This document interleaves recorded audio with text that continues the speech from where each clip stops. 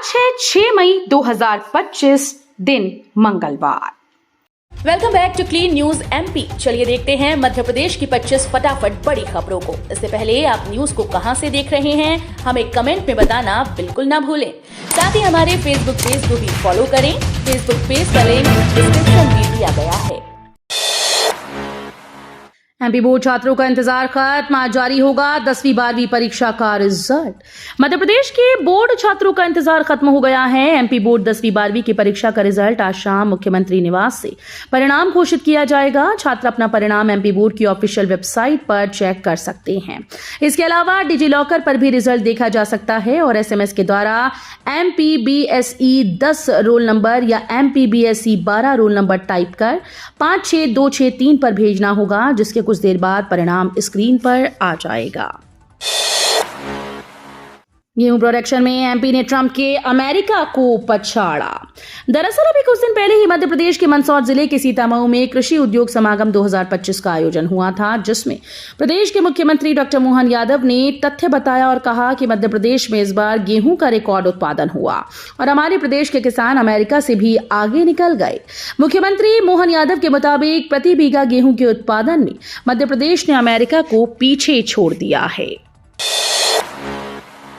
मोहन यादव सरकार का बूंद बूंद सहेजने का प्लान, 1 महीने में रिचार्ज हो गए 34,000 कुएं।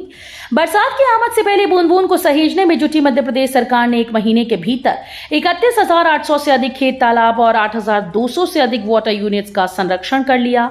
अभियान के तहत 30 जून तक प्रदेश में 70,000 कुएं, तालाब और बावड़ियों को पुनर्जीवित करना है। सरकार के इस अभियान में जन भागीदार मिलने से और ताकत मिल रही है। नए वित्तीय वर्ष में सरकार आज लेगी पहला कर्ज, 14 साल के लिए 5,000 करोड़। मध्य प्रदेश में भले ही लोगों की प्रति व्यक्ति आय में बढ़ोतरी हुई, लेकिन प्रदेश पर कर्ज का बोझ लगातार बढ़ता जा रहा है।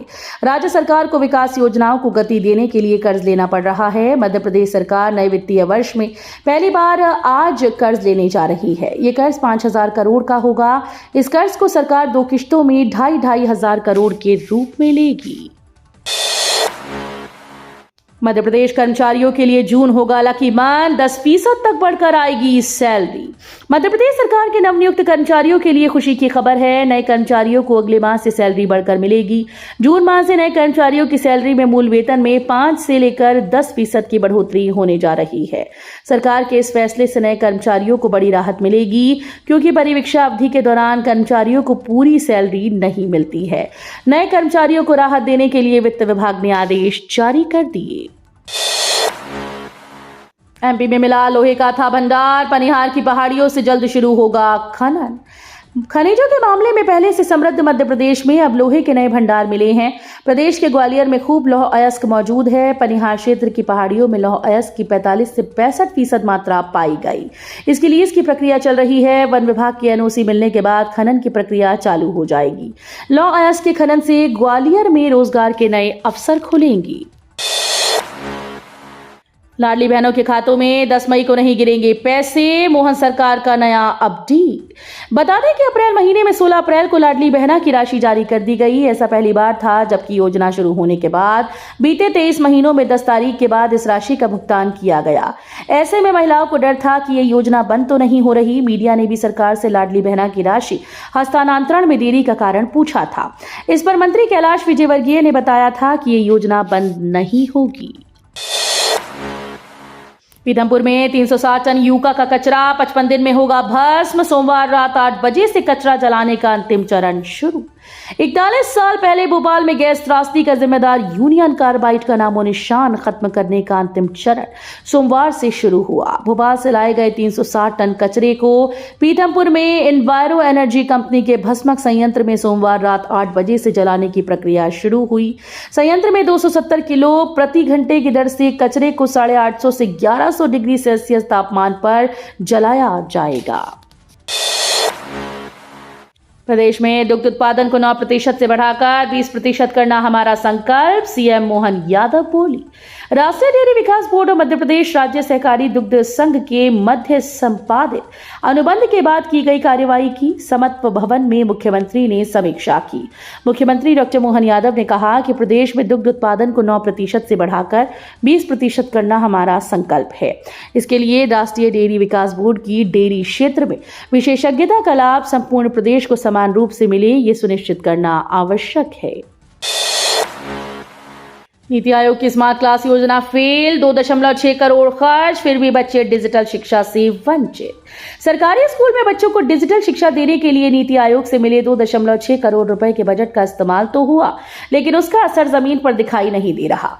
छतरपुर जिले के 106 स्कूल में स्मार्ट क्लास के लिए लगाए गए उपकरण अब या तो खराब हो चुके हैं या फिर सिग्नल बिजली जैसी मूलभूत सुविधाओं के अभाव में धूल खा रहे हैं।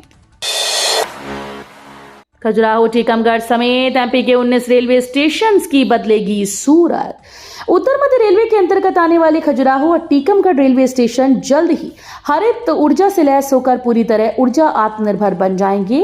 एनसीआर के बिजली विभाग के द्वारा तैयार की गई रणनीतिक योजना के तहत अब ये स्टेशन पारंपरिक बिजली स्रोतों पर निर्भर नहीं रहेंगे, बल्कि सौर ऊर्जा के माध्यम से अपनी संपूर्ण ऊर्जा जरूरतें स्वयं पूरी करेंगे। भोपाल के वन विहार में भेजा जाएगा आदमखोर बाघ, कान्हा पार्क की टीम ने ट्रैंकुलाइज कर पकड़ा। मध्य प्रदेश के बालाघाट में दहशत का पर्याय बन चुका आदमखोर बाघ आखिरकार वन विभाग के शिकंजे में आ गया है। 15 घंटों की मशक्कत के बाद उसे पकड़ा जा सका। आदमखोर बाघ को कान्हा पार्क की 8 सदस्यीय टीम ने ट्रैंकुलाइज कर पिंजरे में कैद कर दिया। अब उसे पहले सिवनी के पेच में भेजा जा रहा है और फिर भोपाल वन विहार में भेज दिया जाएगा। बाघ के पकड़ में आ जाने के बाद इलाके के लोगों ने राहत की सांस ली। लव जिहाद पर बागेश्वर धाम के पीठाधीश्वर बोले, अपने बच्चों को कट्टर बनाओ। मध्य प्रदेश में लव और रेप जिहाद के लगातार आ रहे मामलों को लेकर चर्चित बागेश्वर धाम के पीठाधीश्वर पंडित धीरेन्द्र कृष्ण शास्त्री ने संस्कार को लेकर हिंदू बेटियों को नसीहत दी। उन्होंने कहा कि लव जिहाद की वजह से हमें अपनी बच्चियों को संस्कार देने होंगे। अपने बेटे बेटियों को इतना कट्टर बनाओ कि वो किसी दूसरे मजहब के चक्कर में ना पड़े। बच गए नेताजी, विरोध प्रदर्शन के दौरान भड़की आग। इंदौर में कांग्रेस नेता ने ऐसा विरोध प्रदर्शन किया कि उनकी जान पर बन आई। नेता समेत 3 लोग बाल बाल बचे। दरअसल आंधी तूफान की वजह से हुई अव्यवस्था को ठीक न कर पाने की वजह से शहर के कांग्रेस कार्यकारी अध्यक्ष देवेंद्र यादव ने बिजली विभाग और निगम के खिलाफ प्रदर्शन किया। इस दौरान उन्होंने एक जगह पर कुछ कागज इकट्ठा किए और उसे जलाने लगे। माचिस मारते ही इतनी भयानक आग की लपटें उठी कि सभी झुलसने से बच गए। फार्मेसी स्टूडेंट का हल्ला बोल, पूर्णकालिक रजिस्ट्रार नियुक्ति की मांग। फार्मेसी स्टूडेंट ने एबीवीपी के नेतृत्व में स्टेट फार्मेसी काउंसिल कार्यालय के बाहर जमकर हल्ला बोला। छात्र फार्मेसी काउंसिल में पूर्णकालिक रजिस्ट्रार फार्मेसी छात्रों को सभी लाइसेंस 1 महीने में देने, पूरी प्रक्रिया ऑनलाइन और पारदर्शी बनाने, फार्मेसी छात्रों को आवेदन के 15 दिनों के भीतर पीसीआई पंजीकरण हेतु स्लॉट देने और समस्याओं के समाधान हेतु सहायता व पूछताछ खिड़की स्थापित करने की मांग कर रही हैं। प्रभारी मंत्री की सहमति के बिना जिले के भीतर नहीं होगी पदस्थापना। जिले के अंदर किस अधिकारी को कहां पदस्थ करना है या उससे क्या काम लेना है, ये अब प्रभारी मंत्री तय करेंगे। अभी व्यवस्था यह है कि सरकार राज्य पुलिस सेवा या फिर राज्य प्रशासनिक सेवा के अधिकारी का जिले में तबादला कर देती है और वहां पदस्थापना कलेक्टर करते हैं। अब इसके लिए कलेक्टर को प्रभारी मंत्री से सहमति लेनी होगी। 30 मार्च से शुरू हुआ जल गंगा संवर्धन अभियान 30 जून तक चलेगा। मध्य प्रदेश सरकार पानी की बूंद बूंद बचाने के लिए प्रतिबद्ध है। इसके लिए शुरू किया गया मुख्यमंत्री डॉक्टर मोहन यादव का जल गंगा संवर्धन अभियान अब असर दिखाने लगा। करीब 1 महीने के अंदर ही सरकार और प्रशासन ने पूरे प्रदेश में जल से संबंधित 8,202 पुरानी इकाइयों का संरक्षण किया है। जल गंगा संवर्धन अभियान के अंतर्गत प्रदेश सरकार का लक्ष्य 70,000 पुराने कुएं, तालाब, बावड़ियों को ठीक करना है। दुबई, दोहा, सिंगापुर, फिनलैंड से सीख लें तो मध्य प्रदेश भी बन सकता है पर्यटन का राष्ट्रीय ट्रांजिट। मध्य प्रदेश की सबसे बड़ी खासियत यह है कि वो भारत के भौगोलिक केंद्र में स्थित है।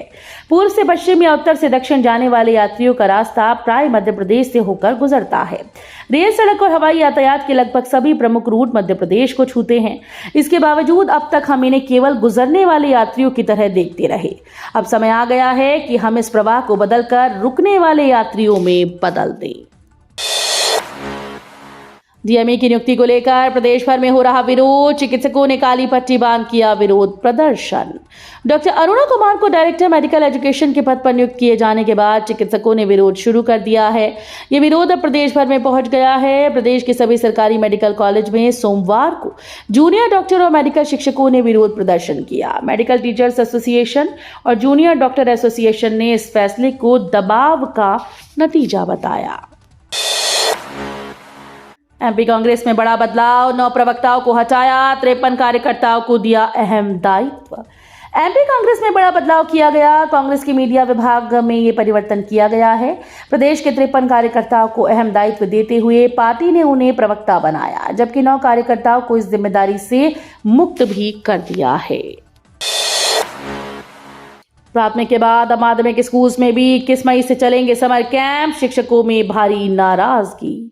बेसिक के बाद माध्यमिक शिक्षा विभाग ने भी राजकीय इंटर कॉलेजेस में 21 मई से 10 जून तक समर कैंप के आयोजन के निर्देश दिए।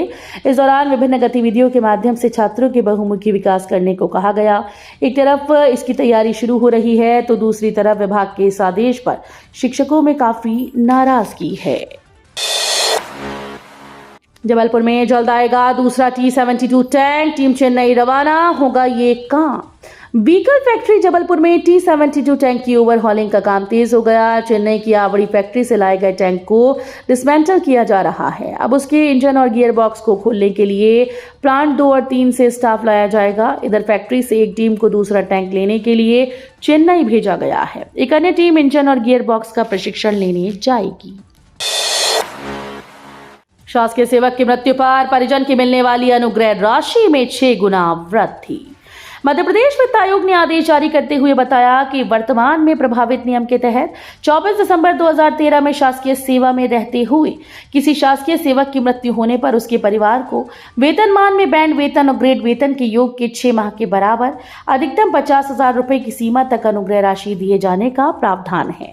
लेकिन राज्य शासन के द्वारा शासकीय सेवक की सेवा में रहते हुए मृत्यु होने पर मृतक के परिवार को मृतक शासकीय सेवक के वेतन पुनरीक्षण नियम 2017 में वेतन के 6 गुना के बराबर अधिकतम 1,25,000 अनुग्रह अनुदान स्वीकृत किया जाएगा।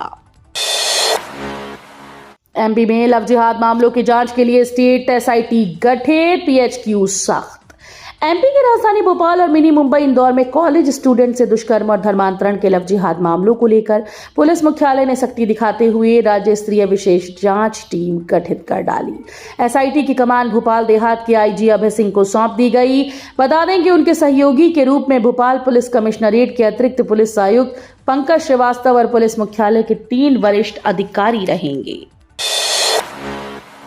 वक्फ कानून पर सुप्रीम कोर्ट में सुनवाई टली, 15 मई को होगी अगली हायरिंग। सुप्रीम कोर्ट में सोमवार को वक्फ संशोधन कानून पर सुनवाई टल गई। अब इस मामले में 15 मई को सुनवाई होगी। अब इस मामले में नए सीजेआई बीआर गवई की बेंच सुनवाई करेगी, क्योंकि मौजूदा सीजेआई संजीव खन्ना 13 मई को रिटायर हो रहे हैं। मामले की सुनवाई करते हुए सीजेआई संजीव खन्ना ने कहा कि ऐसे मामलों में आदेश पारित करने से पहले उचित सुनवाई होनी चाहिए। उन्होंने कहा कि हर किसी की बात सुननी होगी। तो ये थी आज की 25 फटाफट बड़ी खबरें। अगर आपको न्यूज पसंद आई हो तो वीडियो को लाइक और शेयर जरूर करें। धन्यवाद।